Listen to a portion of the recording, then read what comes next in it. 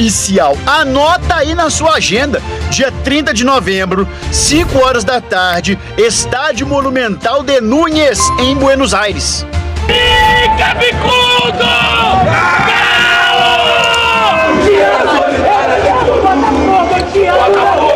É Atlético contra Botafogo, duelo brasileiro em preto e branco, valendo a glória eterna na Libertadores. Mais uma decisão inédita na história da Libertadores. É um sonho para nós, para o torcedor também. A gente tem que pegar os sonhos e colocar como objetivo, colocamos como objetivo. E que seja uma final linda e que vença quem for merecedor. 2 classificações encaminhadas depois de grandes atuações no Brasil. O Galo, você lembra, né? 3-0 no River, num show do Deivinho na Arena. Plim! E o Botafogo foi além. 5-0 no Peñarol, num verdadeiro espetáculo no Newton Santos. Segue o baile! Aula de futebol, meus amigos! E aí, convenhamos, o jogo da volta poderia ser sem grandes sustos, mas não foi. Chegamos ao estádio com vidros partidos e com jogadores a ser atingidos por pedras dentro do autocarro. Mas a verdade é que isto tem impacto. Clima de tensão ampliado pelos episódios de violência no Rio de Janeiro. O governo uruguaio chegou a tentar impedir a presença de botafoguenses no jogo de ontem. Mas a solução final da Conmebol acabou sendo a mudança do local da partida. Do estádio Campeón del Siglo, do Peñarol, para o Centenário de Montevidéu, palco mais tradicional do futebol uruguaio. E mesmo com 5 gols de desvantagem, a torcida do Peñarol fez uma baita festa. Com medo de perder atletas para a final contra o Galo, o Botafogo escalou um time misto.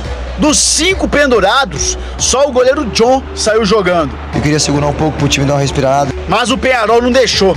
Baez abriu o placar para os uruguaios neste chutaço de fora da área. O clima era tão quente que no intervalo o goleiro Aguirre foi expulso por essa agressão ao John. E aí ele vem na minha direção, eu saio, levanto o braço e ele acaba dando um pisão em mim muito forte, querendo ou não.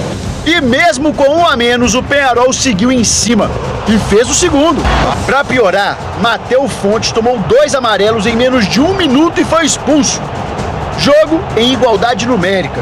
Mas pouco a pouco o time brasileiro acalmou a partida. Thiago Almada fez o gol do alívio definitivo. De Batista, logo na sequência, só serviu para o Peñarol se despedir com honra da Libertadores. 3-1 e Botafogo na final da Libertadores pela primeira vez na história. Festa no Uruguai, na sede do clube e no aeroporto para receber o time hoje cedo. Campeão já, pô. Olha só, vou escutar uma vez pra você. Em 95 nós fomos campeão. Agora campeão de novo. Ah, é? Eu acho que tem quem discorde disso.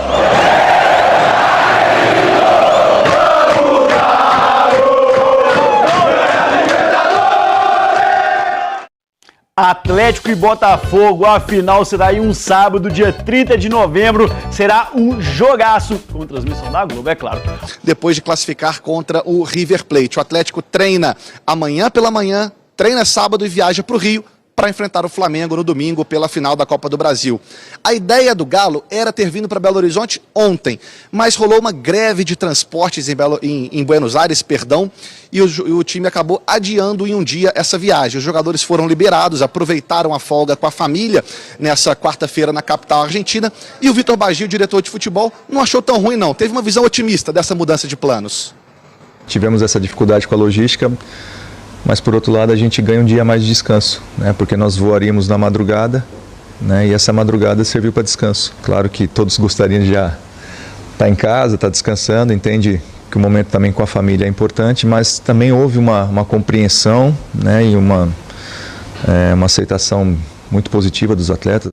O atleticano não tem tempo para respirar mais não. Acabou de passar do River, agora tem o Flamengo, é jogo decisivo atrás de jogo decisivo e para os jogadores a missão de manter a concentração, né? Saiu de um jogo muito importante, agora tem um outro também fora de casa, lá no Maracanã, certamente estará cheio, a torcida do Flamengo tem uma mobilização, a gente sabe do que é um Atlético e Flamengo, como os torcedores se envolvem com essa partida, então é hora do da concentração e de se preparar para esse jogo agora no próximo domingo. Virada de chave pro atleticano. Hoje, último dia de outubro.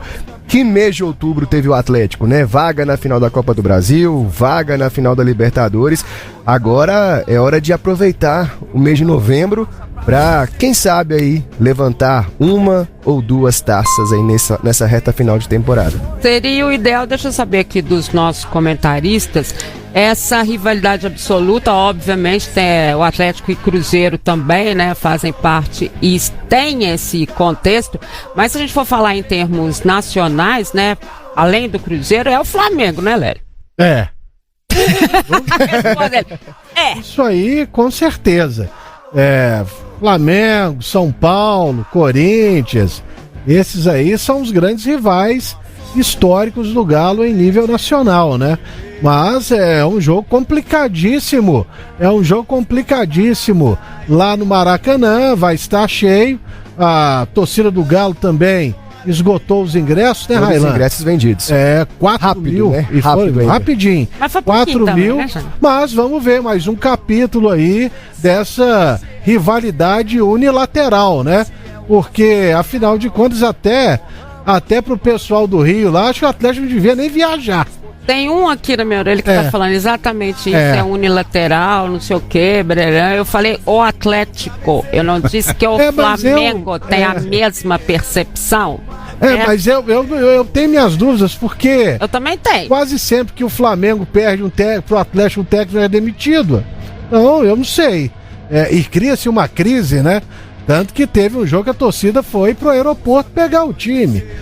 Mas de qualquer maneira é unilateral e mais uma vez estará à prova, né, o que muito tem se comentado sobre o Atlético ter se transformado num time cascudo e o principal, muito forte mentalmente. E a pressão que ele aguentou lá em River Plate, conhecido como Buenos Aires, não foi um negócio fácil não, viu? Não foi. A pressão lá em River mostrou isso, essa força mental. Na verdade, né, o Milito fala muito disso, já fizemos material específico com ele sobre isso, né, Alan? Sobre essa questão da força mental. Isso, gente, não tem nada a ver com aquela história que o Tite sempre falava. É porque o Tite jogava tudo na força mental, não é bem assim, né? É necessário você ter técnica, jogar bem e tudo mais, mas tem uma força mental também, né? Sim. A parte mental, a parte psicológica do futebol é importantíssima, né? Se o Atlético chegasse lá em River, né, lá no Monumental, e tremesse, por exemplo, os caras fizeram uma festa maravilhosa, uma coisa de doido, uma pressão, um sinalizador pra todo lado, estão nem aí pra multa, pra Comebol, jogaram sinalizador, a festa foi maravilhosa. Se o Atlético não tem ali uma força, um poder psicológico, poder mental pra se concentrar, pra fechar, aí a coisa podia ter ido pro vinagre, porque eram 3 gols, né? E o River poderia ter alcançado os 3 gols, não com tranquilidade, mas teria time pra isso. Mas o Atlético vem crescendo no momento muito certo, né? Basta pegar aí a forma como o time tem jogado as Copas, e aí você pega jogo contra o São Paulo, jogos contra o Fluminense, o segundo jogo contra o Vasco, o Atlético jogou contra o Vasco em São Januário como se fosse uma final de Copa do Mundo. Esses jogos contra o River, os 2, uma coisa assim de faca no dente, de sangue no olho. E aí eu acho que vai pra final da mesma forma para as duas finais, né? Tanto a Copa do Brasil quanto da Libertadores. E a começar desse jogo que vai ser dificílimo, pressão também no Maracanã, rivalidade histórica, 2 grandes times em campo, né? Só esquecendo um pouco aí essa parte de rivalidade, torcida, em campo, 2 grandíssimas equipes que eu acho que quase que se equivalem ali. Se a gente for pegando aqui posição por posição, nós vamos meio que igualar um ao outro. Então, eu acho que vai ser um jogo bem complicado, os 2 serão 2 jogos bem complicados. E ontem o Flamengo jogou contra o Inter e utilizou o quê? Os 3 titulares ali. Já pensando. Também no jogo de domingo. Eu até esperava que eles fossem jogar com os titulares, mas não. Também achei. Tem gente lamentando aí no ponto, ó, que o Gerson jogou o jogo inteiro. Viu? Jogou e ainda... Teve um momento ali que ele assustou a galera, que parece que ele sentiu alguma coisa, né? E o Gerson hoje é indiscutivelmente o melhor jogador do Flamengo. E se bobear aí, ó, ao lado do Estevão, o melhor jogador do futebol brasileiro. O que o Gerson jogou na semifinal contra o Corinthians foi um negócio absurdo, né? Mesmo. É um cracaço. Até pra cavar pênalti ele é bom, né? Ah, não, isso aí... esse jogo foi contra quem mesmo? Contra o Juventude. Contra o Juventude, que não foi pênalti. Não foi absolutamente nada. Não aconteceu nada, né, gente? O pessoal tá com dificuldade para definir o que é pênalti, mas a gente sabe a questão da arbitragem, mas a galera precisa reclamar muito antes, né, disso. Porque vocês vão ver, a gente vai falar aqui, vai chegar no final, vão acabar todas as competições, vão parar todas as reclamações, ninguém vai fazer nada, aí quando voltar no ano que vem, eles começam tudo de novo. Ah, é? Normal. Normal, é desse jeito. Railan, mas a gente tem um convidado especialíssimo hoje.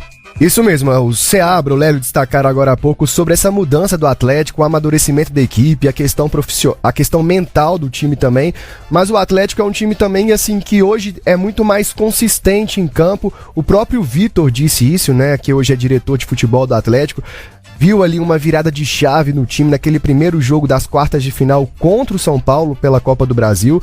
E ali diz ele que o time se incorporou, né? Se reencontrou novamente e chegou muito mais maduro para essa fase decisiva de agora. E a gente conversou com o Bernard, que esteve naquele time de 2013, voltou para esse time agora, tem uma certa expectativa, acho que não pro primeiro jogo, talvez pro segundo ele possa ser uma opção ali no banco de reservas. Ele mesmo disse isso, já começou a treinar com bola e tudo mais, deve começar a treinar com o grupo aí ao longo da semana, então existe uma certa expectativa dele estar no banco de reservas. E nesse encontro que a gente teve com ele, ele comentou um pouquinho desse perfil do time de 2013 com o time de 2024. Ele vê esse time, digamos, com algumas diferenças, né? Ele fala que assim, as duas equipes tinham jogadores decisivos, mas aquele time de 2013 era um time que apostava muito na bola longa. Jogava a bola pra frente, tentava ali aproveitar um rebotezinho depois que o Jô esbarrasse de cabeça pra golpear o adversário. Aí é o Cuca-Ball. O Cuca-Ball, famoso Cuca-Ball, né? O Lélio usou o termo certo. Quase o primeiro lance do jogo, né? Já Você lembra que eles já lançavam a bola, todo mundo já ficava esperando, e aí o pessoal falava assim, mas então eles aprenderam a jogar contra o Atlético. Não aprenderam, ele fazia isso o jogo todo. O cara se posicionava como se fosse a saída ali de um time de futebol americano ali, ó. Fazia uma parede e ia todo mundo pra frente. Bola pra trás e vai todo mundo pra frente. E o Hever já fazia o primeiro lançamento. Exato. Algo que, segundo ele, é muito diferente do time deste ano, né? Que é um time, diz ele que é um time que tem mais o domínio de bola, que troca mais passes e tudo mais. E isso dá mais solidez defensiva, segundo ele, ter esse posicionamento, essa troca de bolas para a equipe, e também permite construir melhor as jogadas de ataque, né? E se for falar as opções de ataque do Atlético hoje, Hulk, Paulinho, Scarpa, Davidson, todo mundo que tem ali, então, assim, tem boas opções. 2013 tinha também, mas esse ano também tem alguns jogadores com potencial. As ideias são um pouquinho diferentes, mas acredito assim que, sem dúvida nenhuma, até então, a 2013 teve seus méritos para poder vencer, e eu espero que a gente possa também fazer tudo que é possível para a gente também sair vitorioso esse ano. É isso, expectativa do Bernard aí por esses jogos decisivos do Atlético, né, da Copa do Brasil, da Libertadores, na expectativa de talvez poder voltar, mas muito confiante na estrutura do time e também na parte mental. Vocês acham isso também? Acho que o time do Atlético deste ano é mais sólido, é mais, digamos, coeso dentro de campo, mais equilibrado que aquele de 2013? Mais cascudo, eu acho. Talentoso, eu não sei. Aquele time de 2000, acho que tinha muito talento ali, gente, né? Quando você fala, só de falar do Gaúcho, Ronaldinho Gaúcho, né? Já é elite. É uma questão assim. Já tem uma vamos vantagem. Lá, não tem nada de demérito nisso, não. Né? Porque é um time cascudo, um time que se supera, como é essa equipe do Atlético, é extremamente importante. Mas ali, naquele time, você tinha muito talento. Você tinha o próprio Bernardo em grande fase, você tinha o Jô, você tinha o Ronaldo Gaúcho, Tardelli. O Tardelli. Então, assim, eu acho que tinha muito talento.